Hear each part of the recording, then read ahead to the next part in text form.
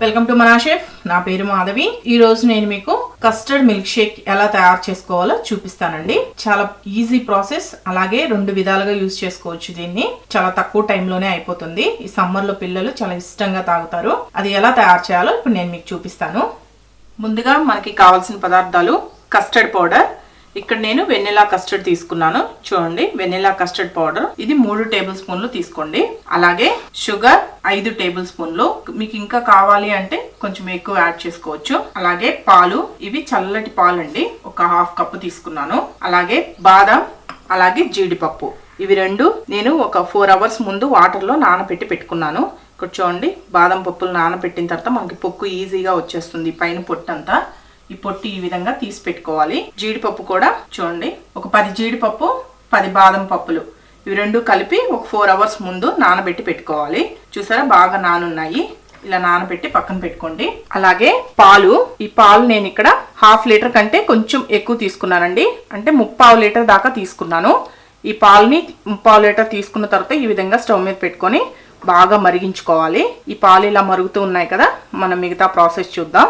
ఇప్పుడు ఆల్రెడీ మనం చల్లటి పాలు తీసి పెట్టుకున్నాం కదా, ఒక 1/2 కప్పు. ఈ 1/2 కప్పులో ఈ కస్టర్డ్ పౌడర్ మొత్తం వేసుకోండి. వేసుకొని ఎక్కడ ఉండలు లేకుండా బాగా కలుపుకోవాలి.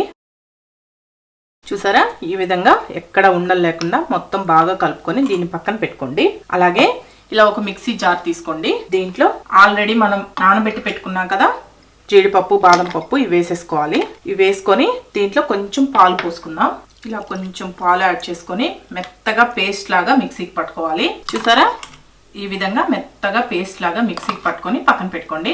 ఇప్పుడు చూడండి, పాలు మనకి బాగా మరిగాయి. ఇలా బాగా మరిగించుకున్న తర్వాత దీంట్లో మీరు ఎంత షుగర్ తినగలరో అంత చూసి వేసుకోండి. అంటే స్వీట్ మీరు ఎంత తినగలరో చూసి వేసుకోండి. వేసుకొని చక్కెర బాగా కరగనివ్వాలి. చక్కెర మొత్తం బాగా కరిగిన తర్వాత దీంట్లో ఆల్రెడీ మనం మిక్సీకి వేసి పెట్టుకున్నాం కదా ఈ కాజు, బాదం పేస్ట్ వేసేసుకోండి.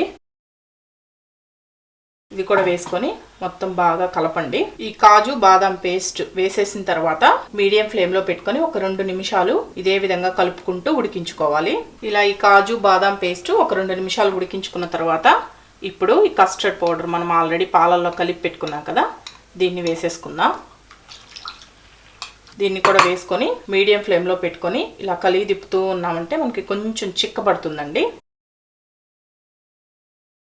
చూడండి, మనకి ఇలా తిప్పుతూ ఉంటే చిక్కబడుతూ వచ్చింది కదా.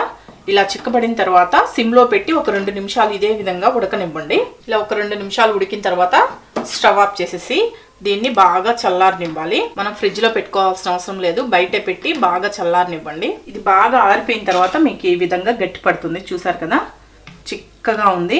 ఇలా గట్టిపడిన తర్వాత దీన్ని ఒక డబ్బాలో స్టోర్ చేసి ఫ్రిడ్జ్లో పెట్టుకోండి. మీ పిల్లలు ఎప్పుడు మిల్క్ షేక్ కావాలన్నా లేదా ఫ్రూట్ కస్టర్డ్ కావాలన్నా కానీ అప్పటికప్పుడు చక్కగా చేసి ఇవ్వచ్చు.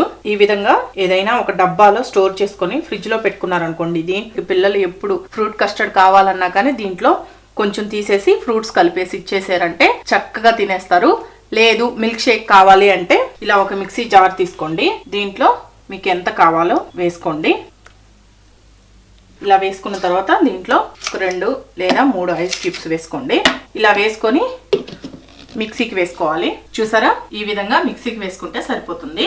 ఇలా ఒక గ్లాస్ తీసుకొని దీంట్లో పోసేసుకోండి. దీనిపైన గార్నిష్ కోసం బాదాం పలుకులు వేసుకుందాం. అంతే, చాలా సింపుల్. ఈ వీడియో కానీ మీకు నచ్చినట్లయితే నా యూట్యూబ్ ఛానల్ మనా షెఫ్కి సబ్స్క్రైబ్ చేయండి. నచ్చితే లైక్ చేయండి, షేర్ చేయండి, కామెంట్ చేయండి.